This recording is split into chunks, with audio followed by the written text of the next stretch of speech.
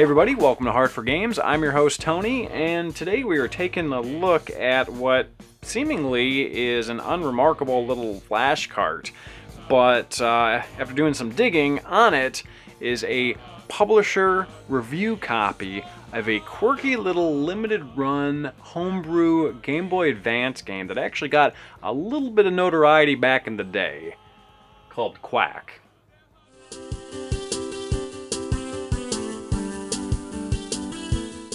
Now, at first, I didn't really know what to make of this, or even how to present it. It has a little bit of a history that I had to uncover.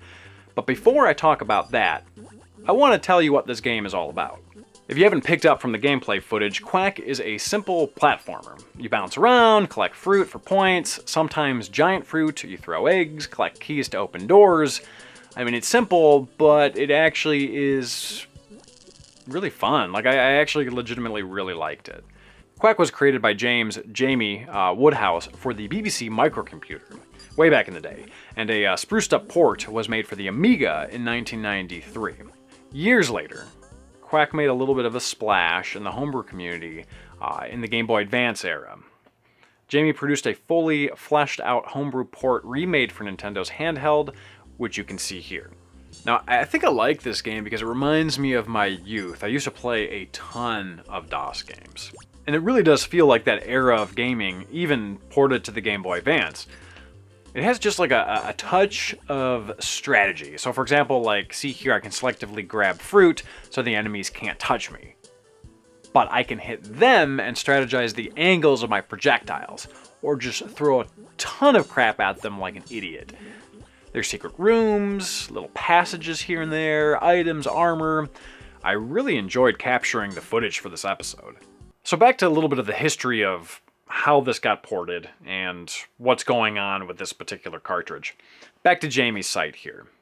QWAK for the Game Boy Advance is based on the Amiga version of the game, developed by myself and published by Team 17. This version was developed for the Game Boy Advance, however, it is 100% compatible with and works okay on a DS.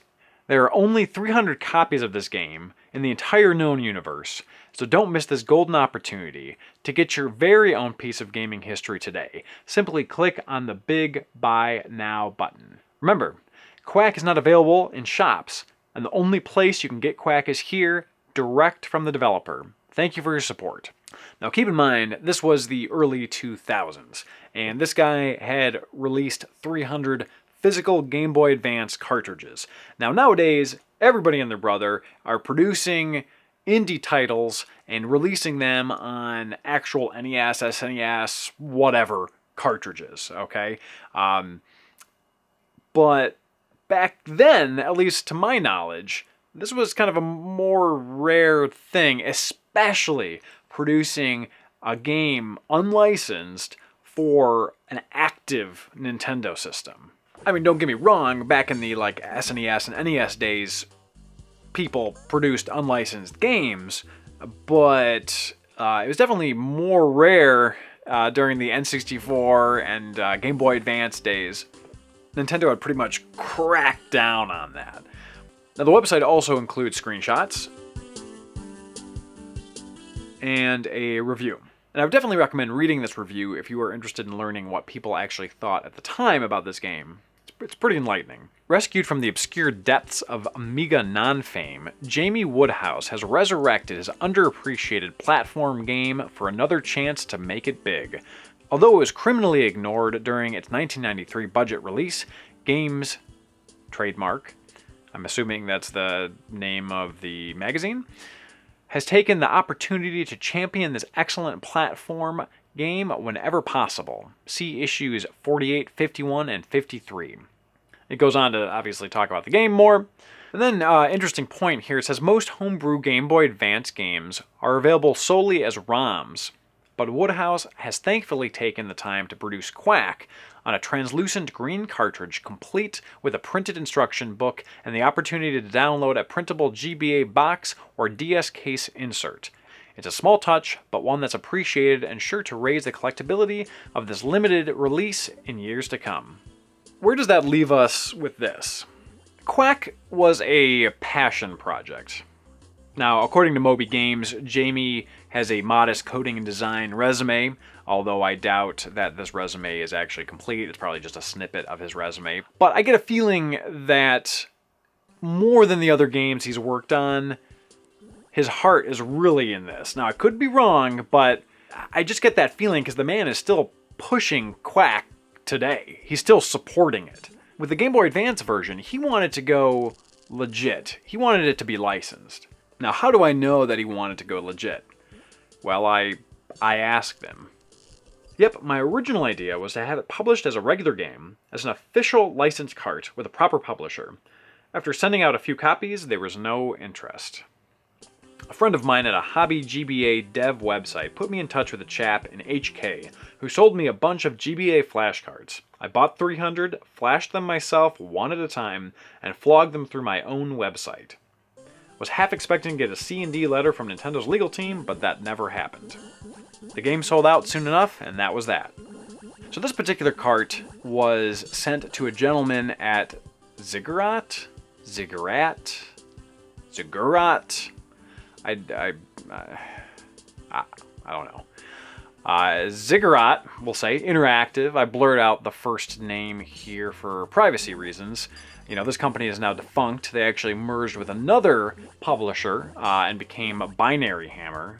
But sometimes these old inboxes forward to new ones, so I had no idea whether this guy would actually still receive emails from that old address. I have no idea, so I blurred it out. Just didn't want him to get bombarded. Now, I couldn't get a ton of info on this company that I can't pronounce, but if you have a good eye and a keen memory, you might remember them from our Dora prototype episode. They were the same publisher. And that's right, this was discovered in the same junk heap that prototype was discovered in. So in case you haven't seen the last episode, the Dora the Explorer prototype, and this was discovered in a recycling center just ready to get, crushed and recycled. So basically, whoever threw all this stuff out was probably an ex-employee, or a current employee of Binary Hammer, or some intern. Now, there are actually a few differences between this and, I don't want to say the retail version because it never went to retail, but we'll say the final build or the official release. So the official release has a disclaimer that this game is not licensed by Nintendo. Obviously, right? Because the whole reason this exists is because he was trying to get it licensed by Nintendo by going through an official publisher that had connections that could actually make it work. Big difference, there's a different background color. Blue versus red. And obviously enough, the final build doesn't have the email address. Also notice here that the review copy doesn't have difficulty settings, which I found kind of strange. I believe the test copy is set to an easier difficulty. I did notice myself dying much more on the final build. Aside from that, the differences are pretty difficult to determine. The color of your duck is randomized, the area that you enter into a level at is randomized, the levels after level 1 are randomized, so it's kind of like you're trying to notice these minute differences of a game that I'd never played before, and everything's so random that it's like you just keep getting turned around and turned around. It's like, when you hit a piñata and someone blindfolds you and just spins you. You're totally disoriented from level to level. It's kind of impossible to notice differences. That said, if this game has piqued your interest a little bit, I'm going to go ahead and put a link in the description below because he had recently ported this to PC and Mac, and I actually played around with the Mac version a little bit, which is what you're seeing here. It's really good looking. It's essentially just the same game, but just super clean looking. Otherwise, big thank you to Andrew. Keep dropping that name. He lends me a ton of this type of stuff. Really appreciate it. It's hard to come by, so it definitely does help when he's like, hey, I found a bunch of prototypes. You want to take a look? Yes. So again, big thank you. Really appreciate your support of the show by sending these for us to take a look at.